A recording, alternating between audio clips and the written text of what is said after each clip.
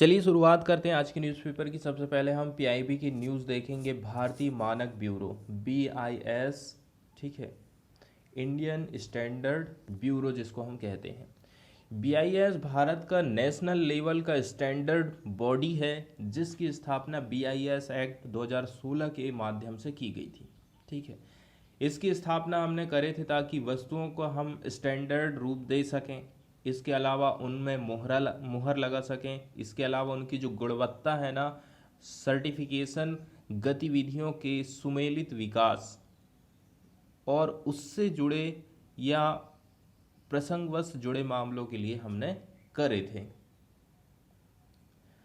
बताया जाता है कि ये एकदम भरोसेमंद गुणवत्ता वाले प्रोडक्ट प्रदान करता है, उपभोक्ताओं के स्वास्थ्य का जो जोखिम है उसको न्यून करने का काम करता है। ठीक है, निर्यात और आयात विकल्पों को प्रोत्साहित करता है, इसके अलावा किस्मों के प्रसार को कंट्रोल करने का काम करता है। ये इसके मेन काम यहाँ पर बताए गए हैं। ठीक है, बीआईएस की यदि हम उत्पत्ति की बात करें, उद्भव की बात करें, तो जब हमारे देश में अंग्रेज़ों का शासन चल रहा था तो लास्ट टाइम में जब हमको कहना चाहिए इंडस्ट्री स्थापित करना था, अब इस टाइम में बात खड़ी हो जाती है कि यदि इंडस्ट्री स्थापित हो रही है तो वो चीज़ें भी गुणवत्ता वाली बनाएं। एक बात ये ध्यान, ऐसा नहीं होना चाहिए कि ग्राहकों तक गलत सलत चीज़ें, खराब चीज़ें पहुंच रही हैं। तो औद्योगिक ढांचा खड़ा करने का जो काम है देश के सामने था। उस टाइम इंस्टीट्यूट ऑफ इंजीनियर्स ने एक ऐसे संस्थान के संविधान का प्रथम मसौदा तैयार करा जो बाद में राष्ट्रीय मानक बनाने का काम करेगा। अब इसके बाद आया भारतीय मानक संस्थान। ठीक है, पहले एक संगठन था, उसने कहा कि अपन को एक नेशनल लेवल की संस्था चाहिए ताकि वो स्टैंडर्ड निर्धारित तो करे कुछ। तो इसके बाद भारतीय मानक संस्थान आया। इसके परिणाम स्वरूप उद्योग और आपूर्ति विभाग ने 3 सितंबर 1946 को एक ज्ञापन निकाला था जिसमें भारतीय मानक संस्थान नाम के संगठन की स्थापना की औपचारिक घोषणा की गई थी। ठीक है, मतलब बाद में स्थापना की जाएगी, ऐसा टेम्पररी घोषणा हुई थी। फिर भारतीय मानक संस्थान 6 जनवरी 1947 को अस्तित्व में आया और 1947 को डॉक्टर लाल सी वर्मन ने इसके पहले निदेशक का कार्यभार संभाला था। अब इसके बाद सर्टिफिकेशन मार्क्स स्कीम आई। शुरू में इस संगठन ने मानकीकरण गतिविधि पर अपना ध्यान दिया था, हमें इस चीज़ों को स्टैंडर्ड करना, मतलब कि नॉर्मल लोगों तक मानकीकरण का लाभ पहुंचाना है हमें। इसके लिए भारतीय मानक संस्थान ने, ठीक है, भारतीय मानक संस्थान एक्ट 1952 के अंतर्गत सर्टिफिकेशन स्कीम चालू कर दी। अब ये योजना जो औपचारिक रूप से 1955-56 में चालू हुई थी, इससे उन निर्माताओं को हमने लाइसेंस दिए जिनके उत्पाद बीआईएस के अनुरूप होते हैं और वे अपने उत्पादों में मोहर लगा देंगे कि ये बीआईएस ने हमें सर्टिफाई कर दिया है। अब उस हिसाब से वो पैसा भी लेगा भाई। प्रयोगशाला तंत्र की बात करी जाती है यहाँ पर। प्रमाणन मुहर योजना की अपेक्षाओं को पूरा करने के लिए 1963 में प्रयोगशाला तंत्र स्थापित करा गया था। प्रयोगशाला तंत्र, अब जैसे कि नाम से ही स्पष्ट है प्रयोगशाला तंत्र में क्या होता होगा। अब प्रोडक्ट के सर्टिफिकेशन का जो ऑपरेशन है भारतीय मानक संस्थान अधिनियम 1952 के अंतर्गत हुआ था, लेकिन जो स्टैंडर्ड रहते थे उनका निर्धारण, ठीक है, अन्य संबंधित कार्य किसी कानून के अधीन नहीं था। इसीलिए 26 नवंबर 1986 में ये बात उठ गई कि हमें एक बिल पेश करना है, तब जाके बीआईएस का जन्म यहाँ पर होता है। ठीक है, 26 नवंबर 1986 के द्वारा 1 अप्रैल 1987 को बीआईएस अस्तित्व में आया था और इसका काम भी काफ़ी बढ़ गया था। ठीक है, और पहले की जो स्टाफ है वो मिल गए, इसके अलावा कुछ और काम मिल गए।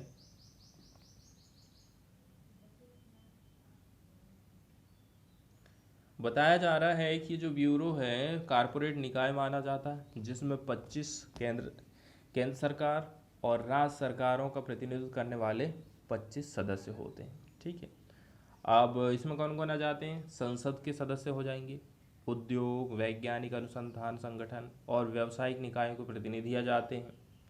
इसके अलावा केंद्रीय उपभोक्ता मामले, खाद्य और सार्वजनिक वितरण मंत्री इसके अध्यक्ष होते हैं, और उपभोक्ता मामले, खाद्य एवं सार्वजनिक वितरण राज्य मंत्री इसके उपाध्यक्ष होते हैं। ये सबसे इम्पोर्टेंट फैक्ट है हमारे लिए कि इसका अध्यक्ष कौन रहेगा और उपाध्यक्ष कौन रहेगा।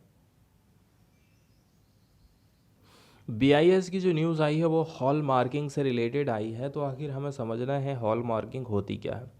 हॉलमार्क सोने की शुद्धता का पैमाना है। इसके तहत हर एक गोल्ड ज्वेलरी पर BIS अपने मार्क के द्वारा शुद्धता की गारंटी देता है। ठीक है, BIS का निशान है, मतलब आप समझ लीजिए शुद्धता की गारंटी। केंद्र ने साफ कर दिया था कि हॉलमार्क अनिवार्य होने के बाद देश में सिर्फ 14, 18 और 22 कैरेट सोने की ज्वेलरी ही बिकेगी। इन पर ही BIS अनिवार्य है। इसके द्वारा इसका सही आंकड़ा मिल जाता है कि किसी ज्वेलरी में कीमती धातु का कितना हिस्सा है और इसकी आधिकारिक मुहर हो जाती। एक तरह से ये कह सकते हैं कि हॉलमार्किंग सरकार द्वारा दी गई सोने की शुद्धता की गारंटी होती है। न्यूज़ में बताया जा रहा है कि देश में 1060 हॉलमार्किंग केंद्र कार्य कर रहे हैं। भारतीय मानक ब्यूरो का ऐसा कहना है। केंद्रीय उपभोक्ता कार्य, खाद्य एवं सार्वजनिक वितरण राज्य मंत्री श्री अश्विनी कुमार चौबे ने आज राज्यसभा में एक जवाब दिया था कि 23 जून 2021 से देश के 256 जिलों में जहां कम से कम एक परख एवं हॉलमार्किंग केंद्र ASC उपलब्ध है, वहां 14, 18 और 22 कैरेट के सोने के आभूषणों के लिए हॉलमार्किंग कंपलसरी कर दी गई है। 20 मार्च 2022 तक देखा जाए तो 1060 ऐसे सेंटर हैं देश भर में। नेक्स्ट न्यूज़ आई है एक्सरसाइज प्रस्थान से रिलेटेड। ये नेवी की एक्सरसाइज है। बहुत ज़्यादा डिटेल तो इस प्रस्थान एक्सरसाइज के बारे में हमें नहीं मिल पाई कि ये कब शुरुआत की गई थी। बस केवल यहाँ पर इतना डिटेल आया है कि पश्चिमी नौसेना की कमान का हेडक्वार्टर के अधीन 23 मार्च 2022 को मुंबई से दूर स्थित एक जगह है अपतटीय विकास क्षेत्र, यहाँ अपतटीय सुरक्षा अभ्यास प्रस्थान आयोजित किया गया। इसका आयोजन हर 6 महीने में किया जाता है। ठीक है, तो जो हमारा कोस्टल एरिया है उसको हम कैसे सेफ रख सकते हैं, इसके लिए महत्वपूर्ण ये घटक है। इसका उद्देश्य है अपतटीय सुरक्षा में शामिल सभी समुद्री हितधारकों के प्रयासों को एकीकृत करना है। इसके बाद वाली जो न्यूज़ है वो साइंस से रिलेटेड है। मेनली हम बात कर रहे हैं कोरोनल मास इजेक्शन, ठीक है, जिसको शॉर्टकट में CME कहते हैं। Coronal mass ejections are large expulsion of plasma and magnetic field from the sun's corona. सूरज का जो कोरोना वाला एरिया रहता है उस एरिया से मैग्नेटिक फील्ड और प्लाज्मा बहुत बड़ी मात्रा में निष्कासित होता है, उसको हम कहते हैं CME। इससे क्या होगा, they can eject billion of ton of coronal material and carry an embedded magnetic field. बहुत सारा कोरोनल मटेरियल ये क्या कर देते हैं, इजेक्ट कर देते हैं। इसके अलावा कैरी करते हैं एम्बेडेड मैग्नेटिक फील्ड को, जिसको हम कहते हैं frozen in flex. Embedded word आया जिसका मतलब होता है किसी भी चीज़ के साथ में एकदम अच्छे से क्या हो जाना, अटैच हो जाना। Or attached magnetic field that is stronger than the background solar wind interplanetary magnetic field strength. बताया जा रहा है ये बहुत ही ज़्यादा स्ट्रोंगर रहता है किसकी तुलना में, background solar wind interplanetary magnetic field की तुलना यदि आप करेंगे तो। CME ट्रेवल करता है आउटवर्ड फ्रॉम सन। अब ये जो मटेरियल यहाँ से निकला है वो सूरज से दूर ट्रेवल करेगा। स्पीड बताई जा रही है from slower than 250 kilometre per second to as fast as 3000 kilometre per second. तो अब इससे क्या हुआ, ये मटेरियल जब निकल रहा है तो ये जो ग्रह हैं उनको नुकसान पहुंचा सकता है। इसके अलावा हम जो सैटेलाइट भेजे हैं उनको भी ये नुकसान पहुंचा सकता है। The fastest earth directed CMEs can reach our planet is as little as 15 से 18 घंटे में ही हमारी पृथ्वी तक पहुंच सकता है। और जो स्लोअर CME रहता है can take several day to arrive, कई दिन लग जाते हैं। They expand in size as they propagate away from sun and larger CME can reach a size comprising near a quarter of the space between earth and sun by the time it reaches our planet। बताया जा रहा है कि इसका जो size है वो कितना बड़ा हो सकता है। यहाँ पर बात करी जाती है कि देखिए, interaction between coronal mass इजेक्शंस plays a key role in their evolution. ठीक है, कोरोनल मास के बीच में जो इंटरेक्शन होता है, आपस में जब उनका आमना सामना होता है, तो ये एक इम्पॉर्टेंट की रोल प्ले करता है उनके इवोल्यूशन में। A team of astronomers have found that interaction between two different coronal mass ejection, दो अलग अलग CME, दो अलग अलग टाइप के विस्फोटों की हम बात कर रहे हैं। ठीक है, जब दोनों के बीच में इंटरेक्शन होता है in the interplanetary medium as they travel toward earth play a key role in their evolution, और अब ये वहाँ से निकले हैं दोनों, हमारी धरती की तरफ आ रहे हैं। Coronal mass ejection and flares are the largest eruptive phenomena in our solar system. ठीक है, दो बातें यहाँ पर बताई जाती हैं। कौन कौन सी बातें? एक है CME और दूसरी है फ्लेयर। दोनों ही विस्फोट के माध्यम से उत्पन्न होते हैं। वहीं पर यहाँ बताने की कोशिश करी जाती है कि फ्लेयर्स हम किनको कहेंगे। तो flares are characterised by a sudden catastrophic release of energy.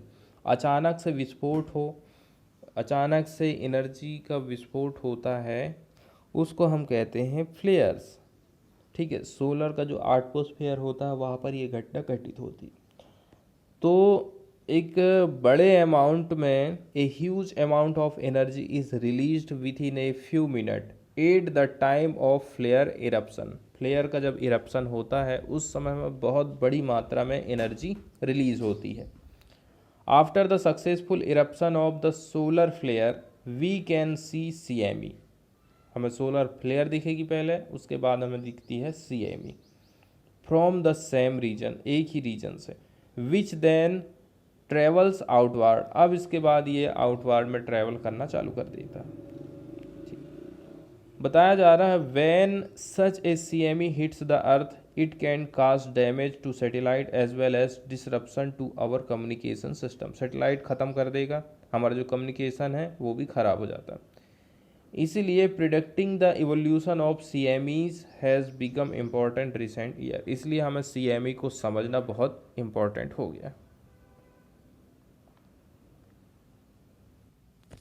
अब वैज्ञानिक लोगों का ऐसा कहना है कि CME की जो लोकेशन रहती है सोलार डिस्क में, वो बहुत इम्पॉर्टेंट फैक्टर रहती है जो कि डिसाइड करता है it's trajectory in the corona में इसका जो प्रक्षेप वाला पथ रास्ता है वो कैसा रहेगा। इसके अलावा subsequent evolution in the interplanetary medium. ठीक है, इससे उसका हमने रास्ता भी पता कर लिए कि किस प्रकार से रास्ता ये चला रहा है। इसके बाद इसका जो इवोल्यूशन कैसे करके हुआ है इंटरप्लेनेटरी मीडियम में। Also this eruption is highly deflected from the source region. बताया जा रहा है ये जो इरप्शन है और जो सोर्स वाला रीजन है, सोर्स कहाँ से हुआ, मतलब इसको सोर्स कहाँ से मिला, तो इसका जो झुकाव है सोर्स रीजन, तो जो सोर्स वाला रीजन है उसकी तरफ इसका हाईली डिफ्लेक्टेड हमको देखने को मिलता है। After the main explosion a huge part of the CME move toward the north east direction of the sun. ठीक है, बताया जा रहा है जब एक्सप्लोजन होगा तो एक बड़ा पार्ट किसका CME का मूव करता है toward the north east direction of the sun. ये बहुत ही इंपॉर्टेंट चीज़ फैक्ट यहाँ पर बताई जाती है। Finally only A small part of the CME propagate toward the earth. ठीक है, बहुत बड़ा हिस्सा सूरज की तरफ चला गया, कुछ हिस्सा हमारी धरती की तरफ आता है उसका विस्फोट का। This erupted CME seems to be interacting with two previous CME near sun. अब देखो, एक सूरज की तरफ चला गया है और एक पृथ्वी की तरफ आ रहा है, और भी ऐसे CME हैं जो सूरज से निकल रहे हैं। ठीक है, तो इंटरेक्शन हो रहा है ना। This is very likely due to this interaction. This CME might have lost a substantial part of its energy. इससे हो सकता है कि यह अपनी एनर्जी को खो दे। आगे बताया जा रहा है, देयर एनालाइज सजेस्ट करते हैं कि दिस CME became डिसिपिएटेड। ठीक है, डिसिपिएटेड यहाँ पर मतलब होता है विलुप्त। ठीक है, अब ये विलुप्त CME became डिसिपिएटेड इन द इंटरप्लेनरी, और ये धीरे धीरे करके क्या हो जाएगा, विलुप्त हो जाएगा। After travelling a certain distance this CME associated interplanetary CME या फिर ICME mingled with the solar wind. फिर बाद में ये कहा जा रहा है मिक्स हो जाता सोलर वाइंड के साथ में जो वहाँ से निकला हुआ है। इसके बाद खबरें हम देख रहे हैं द हिंदू से। तो पहली जो न्यूज़ आई है यहाँ पर, जो म्यूनसिपल कॉरपोरेशन है दिल्ली की, जहाँ पर तीन ठो म्यूनसिपल कॉरपोरेशन काम कर रही हैं, तीनों को मिला करके एक करने की बात यहाँ पर करी जाती है। लेकिन जिस प्रकार से एक जो बड़ा राज्य रहता है उसका एरिया यदि ज़्यादा, मान के चलो पहले मध्य प्रदेश और छत्तीसगढ़ एक ही थे। ठीक है, छत्तीसगढ़ अलग हो गया मध्य प्रदेश से। अब छत्तीसगढ़ अपने आप को बहुत अच्छे तरीके से मैनेज कर पा रहा है क्योंकि एरिया इसका छोटा हो गया। छोटे एरिया को अपन को देख रेख करना है, इसलिए छत्तीसगढ़ की जो सड़कें हैं ना, कहीं पर भी चले जाओ आप, एकदम सब तरफ से आपको चकाचक मिलेंगे। तो ठीक यही बात इधर भी हो जाती है। तीन जो म्यूनसिपल कॉरपोरेशन थे वो, उनके हर एक के अंडर में छोटा छोटा एरिया आ गया। तो छोटे एरिया को मैनेज करना ज़्यादा अच्छा रहता है बड़े एरिया की तुलना में। तो बताया जा रहा है कि देखो, ये जो हम कह रहे हैं ना कि एक ही करने वाले हम तीनों को मिला करके, तो इसमें कम से कम 1 साल लग जाएगा। It is complex process of fixing the ward boundaries. If the bill is passed, election can be conducted only for the newly constituted house. If the intention was to delay the polls, this development fits right into that. आगे आप यहाँ पर जानने की कोशिश करिए कि ये बिल ये भी बताता है कि जो गवर्नमेंट का मतलब होता है central government, in 11 section of the Delhi municipal corporation act 1957, wherever it occurs. कहीं पर भी आप देख लोगे तो गवर्नमेंट मतलब सेंट्रल गवर्नमेंट, केंद्र सरकार का, ऐसा कहना है। ठीक है, दिल्ली म्यूनसिपल कॉरपोरेशन बिल 2011 ये की अमेंडमेंट था। ये bill based on which east while municipal corporation Delhi 3 भागों में बांट दिया गया था 2012 में। दिल्ली गवर्नमेंट को पावर दी गई थी कि वो डिसाइड कर सकता है मैटर ऑन सब्जेक्ट जैसे कि total number of seat of councillor, कितने काउंसलर रहेंगे, division of the area of corporation into zone and ward, वो जोन और वार्ड में उसको बांट सकती थी। अब आगे ऐसा कहा जाता है कि केंद्र की सरकार पैरेलल गवर्नमेंट चलाने की सोच रही है या फिर पैरेलल गवर्नमेंट चला रही। According to the senior civic official, the latest bill will empower the centre to decide on this matter. अब केंद्र सरकार ये सारी पावर अपने हाथ में लेना चाहती कि कितने काउंसलर रहेंगे, कितने वार्ड रहेंगे, कितने क्या रहेंगे। The bill also does away with the director of local bodies which is basically A middle man between Delhi government and the corporation. ठीक है, आगे बताया जा रहा है कि यहाँ डायरेक्टर ऑफ लोकल बॉडी है जो कि मिडल मैन का काम करता है दिल्ली गवर्नमेंट और कॉरपोरेशन के बीच में। और आप क्लियरली ये समझ लीजिए कि केंद्र सरकार को पावर दे रहा है ये बिल। इसके अलावा ये क्रिएट कर रहा है parallel government that is equal to Delhi government and is run by the centre. केंद्र की सरकार के बराबर राज्य की सरकार, और जो कि चलाएगा कौन, अब केंद्र सरकार। बताया जा रहा है notwithstanding anything contained in this act the central government में if necessary appoint a person to be called special officer, ठीक है, ये एक स्पेशल ऑफिसर को अपॉइंट कर सकती है टू एक्सरसाइज द पावर, ठीक है, पावर को ये क्या कर सकें, एक्सरसाइज में ला सकें, and discharge the functions of corporation until the date on which the first meeting of corporation is held after the Delhi commencement of Delhi Municipal Corporation Amendment Act 2022। आगे फ्रंट पेज पर एक news आई है जिसमें बताया जा रहा है supreme court ने अलाउ कर दिया है यूपीएससी एस्पायरेंट्स को, यदि कोई व्यक्ति विकलांग है, ठीक है, ये अप्लाई कर सकता है आईपीएस बनने के लिए भी। ये बहुत ही अच्छा डिसीजन है। एक एनजीओ है जो कि विकलांगों के लिए काम करता है, उसने ये याचिका सुप्रीम कोर्ट में दायर करी थी। फिर यहाँ पर वीरभूमि डेथ से रिलेटेड न्यूज़ बताई गई है, ठीक है, कि हाई कोर्ट ने ऑर्डर दे दिया है, सीबीआई इसकी जांच करेगी। अब बताया जा रहा है कि जो रिया चक्रवर्ती वाला मामला था, ठीक है, अभी तक तो आप देख रहे हैं कोई रिजल्ट सामने नहीं आया है। तो ये जो हिंसा हुई है यहाँ पर बताया जा रहा है 2 ग्रुपों के बीच में ये हिंसा झड़प हुई है, 8 लोगों की इसमें डेथ हुई है।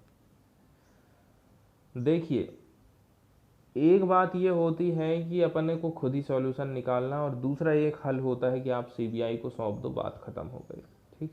अब फिर सीबीआई अपने हिसाब से करके रहेगा। तो क्या ये सॉल्यूशन है कि नहीं है? क्योंकि वो जो है ना, अभी ये रिया चक्रवर्ती वाला जो हीरो की डेथ हुई थी, कहा जा रहा था कि उसने सुसाइड किया है, सुशांत सिंह राजपूत वाला, वो अभी तक उसका कुछ आता ही पता नहीं है। तो क्या ये सॉल्यूशन है? क्या रिजल्ट निकल कर आएगा? ये आने वाले टाइम में पता चलने वाला। देखो, इंडिया और चाइना की तरफ से चाइना के काउंटर पार्ट वांग यी नई दिल्ली आए थे, जयशंकर से मिले भी, लेकिन आप कोई ठोस ऐसे मुद्दे की बात कर लो कि पार्टिकुलर बॉर्डर एरिया में हम ऐसा से ऐसा करेंगे, ऐसा कोई भी मुद्दा यहाँ पर क्लियर नहीं हो पाया, क्योंकि चाइना तो चाहता ही नहीं है कि वो एरिया क्लियर हो जाए। भारत को हमेशा से वो बाउंड्री में फंसा करके रखना चाहता है, ठीक है। इसके बाद फ्रंट पेज से ही योगी आदित्यनाथ के फिर से सीएम बनने की खबर यहाँ पर बताई जा रही है। योगी आदित्यनाथ ने शपथ ले लिया है, ठीक है, इनको शपथ दिलाते हैं राज्यपाल, और फिर बाकी जो मिनिस्टर्स हैं ना, उनको अपॉइंटमेंट किया जाता है मुख्यमंत्री की सलाह के आधार पर, ठीक है। तो मतलब कि अदर जो मंत्री रहते हैं उनको बनाने में सीएम का मुख्य रोल रहता है, वो जिसको चाहे मुख्यमंत्री बना सकता है, वो मुख्यमंत्री नहीं, other minister. Yogi Adityanath took oath as chief minister of Uttar Pradesh, the first person to do so for second successive term after having completed a 5-year term in the state. बहुत बढ़िया इसलिए माना जा रहा है कि ये जो है पहले व्यक्ति हैं जो कि सेकेंड सक्सेसिव 5-year टर्म, इन्होंने 5 साल की टर्म कंप्लीट कर ली है, अब ये सेकेंड टर्म इनकी चालू हो गई है।